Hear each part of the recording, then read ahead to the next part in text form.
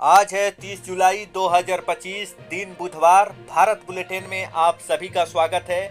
आइए जानते हैं यूपी की 25 बड़ी खबरें फटाफट अंदाज में। डिंपल पर कमेंट करने वाले मौलाना को जड़े थप्पड़। आज की सबसे बड़ी खबर सपा सांसद डिंपल यादव पर टिप्पणी करने वाले मौलाना से जुड़ी है। सपा कार्यकर्ताओं ने नोएडा के एक न्यूज चैनल में मौलाना को कई थप्पड़ जड़ दिए। मोदी बोले, दुनिया के किसी नेता ने जंग नहीं रुकवाई। पाकिस्तान के डीजीएमओ ने गुहार लगाई, बस करो, अब ज्यादा मार झेलने की ताकत नहीं। प्रधानमंत्री नरेंद्र मोदी ने कहा कि ऑपरेशन सिंदूर के दौरान दुनिया में किसी भी देश ने भारत को अपनी सुरक्षा में कार्रवाई करने से नहीं रोका। यूएनए के 193 देश में सिर्फ 3 देश ने ऑपरेशन सिंदूर के दौरान पाकिस्तान के समर्थन में बयान दिया। उन्होंने अमेरिकी राष्ट्रपति ट्रंप का नाम लिए बिना कहा, दुनिया के किसी भी नेता ने भारत से पाकिस्तान के खिलाफ जंग रुकवाने की गुहार नहीं लगाई। यूपी में वकीलों ने आईएएस ऑफिसर से लगवाई उठक बैठक। खुले में टॉयलेट करने पर मुंशी को दी थी सजा। विरोध में वकीलों ने घेरा। शाहजहांपुर के आईएएस अफसर रिंकू सिंह राही से वकीलों ने कान पकड़कर उठक बैठक कराई। उनका वीडियो सामने आया है। रिंकू सिंह राही मथुरा से ज्वाइंट मजिस्ट्रेट थे। वहां से ट्रांसफर होकर उन्होंने आज ही पुआवा एसडीएम का चार्ज संभाला था। मंगलवार दोपहर उन्होंने एक वकील के मुंशी को खुले में टॉयलेट करते देख लिया और उठक बैठक लगवाई। इससे वकील नाराज हो गया और उन्होंने प्रदर्शन शुरू कर दिया। इसके बाद उठक बैठक लगवाई। लखनऊ में साधुओं ने कार सवार को लूटा, गाड़ी के आगे आकर रुकवाया। दान देने के लिए विंडो खोलते ही सोने की चैन, पर्स लूट ली। लखनऊ के आलमबाग में साधुओं ने कार को रोककर सोने की चैन और पर्स लूट लिया। युवक अपनी ऑफिस से घर की तरफ जा रहा था, तभी रास्ते में भभूत लगाए 2 व्यक्ति ने रोककर दान मांगा। युवक के शीशे खोलते ही लूट करके फरार हो गए। आज कल्याण सिंह कैंसर संस्था में डॉक्टरों का इंटरव्यू शुरू। लखनऊ में 96 पदों पर भर्ती होनी है। 6 महीने से प्रक्रिया रुकी थी। कल्याण सिंह कैंसर सुपर संस्था KSSCI में डॉक्टरों की कमी दूर होने की आस लगी है। 6 महीने से अटकी भर्ती प्रक्रिया आज से फिर शुरू हो गई। मंगलवार से डॉक्टरों की नियमित पदों पर भर्ती के लिए साक्षात्कार शुरू हो गया है। कैंसर संस्था में करीब 25 डॉक्टर हैं। महिलाओं ने नागपंचमी पर किए दर्शन। जनहित व्यापार मंडल की महिला प्रतिकोष्ठ अध्यक्ष ने भी सभी की सुख समृद्धि की कामना की। लखनऊ में शांति नगर स्थित जनहित व्यापार मंडल की महिला प्रकोष्ठ अध्यक्ष रेखा तिवारी आज अपनी महिला टीम के साथ ओम कामेश्वर भोलेनाथ मंदिर पहुंची। उन्होंने बाबा के दर्शन का सौभाग्य प्राप्त किया और अपनी टीम तथा उनके परिवार वालों की सुख समृद्धि की कामना की। यूपी में गवर्नमेंट आईटीआई की 52% सीटें फुल। 70,000 को एडमिशन मिला। 31 जुलाई से तीसरे राउंड की प्रक्रिया का आगाज होगा।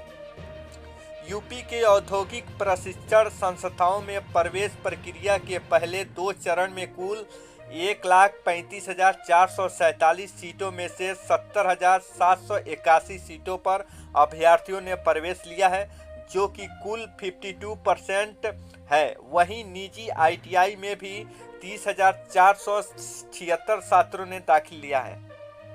राज्य व्यावसायिक प्रशिक्षण परिषद के अधिकारी निवेश अभिषेक सिंह ने बताया कि तीसरे चरण की प्रवेश प्रक्रिया 31 जुलाई से प्रारंभ होकर 5 अगस्त तक चलेगी।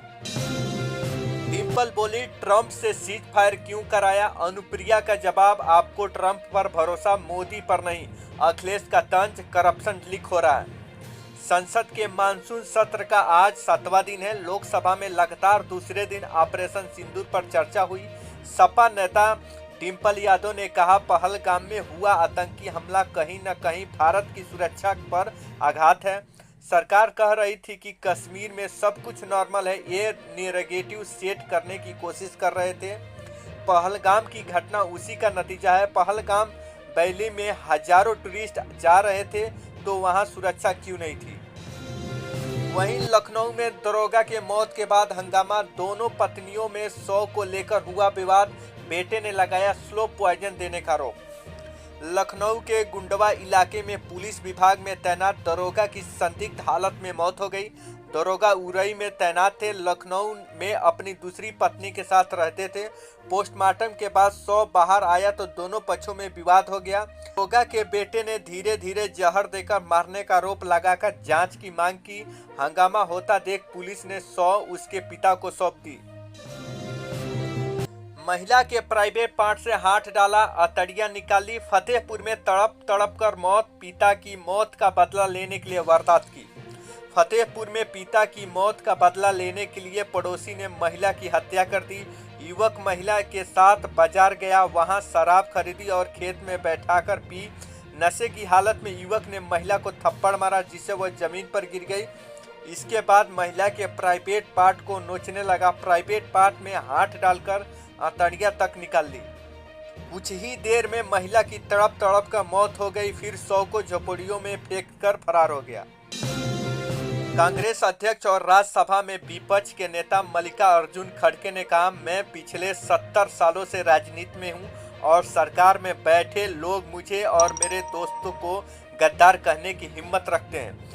असली गद्दार आप लोग हैं जिन्हें अंग्रेजों का साथ दिया और स्वतंत्र आंदोलन में हिस्सा नहीं लिया। खड़गे के गद्दार शब्द पर भाजपा अध्यक्ष जेपी नड्डा ने आपत्ति जताई। उन्होंने कहा, खड़गे ने अपने पद के हिसाब से शब्दों का इस्तेमाल नहीं किया। वह एक सीनियर लीडर है, लेकिन जिस तरह से प्रधानमंत्री पर टिप्पणी की वह बेहद दर्दनाक है। राहुल ने मेज पर हाथ मारा। प्रियंका की स्पीच के दौरान लगे हिंदू हिंदू के नारे। नड्डा ने खड़गे से माफी मांगी। संसद में दोनों सदनों में मंगलवार को ऑपरेशन सिंदूर पर बहस हुई। लोकसभा में कांग्रेस सांसद प्रियंका गांधी ने पहलगाम में मारे गए 25 लोगों को भारतीय कहते हुए सदन में एक एक के नाम पढ़े। हर नाम के बाद सभी विपक्षी सांसद एक स्वर में भारतीय कह रहे थे। इस दौरान सत्ता पक्ष ने हिंदू हिंदू के नारे लगाए। सीज फायर पर जयशंकर बोले, मोदी और ट्रंप में कोई बात नहीं हुई। कांग्रेस सांसद बोले, पंजाब में राफेल गिरा। ऑपरेशन सिंदूर पर सोमवार को लोकसभा में करीब 11 घंटा चर्चा हुई। सदन की कार्रवाई दोपहर 2 बजे शुरू हुई और आधी रात 12:52 तक चली। इस दौरान विदेश मंत्री एस जयशंकर ने ट्रंप के सीज फायर दावे पर कहा, 22 अप्रैल से 17 जून तक ट्रंप और प्रधानमंत्री के बीच बातचीत नहीं हुई। किसी भी स्टेज पर अमेरिका से चर्चा के दौरान व्यापार पर बात नहीं हुई। केंद्रीय गृह मंत्री अमित शाह ने कहा, पाकिस्तानी वोटर आईडी चॉकलेट से हुई पहलगाम के आतंकियों की पहचान। केंद्रीय गृह मंत्री अमित शाह ने मंगलवार को लोकसभा में ऑपरेशन सिंदूर पर 1 घंटा 14 मिनट बोले। उन्होंने भाषण की शुरुआत में पहलगाम हमले के आतंकियों को मारे जाने की जानकारी दी।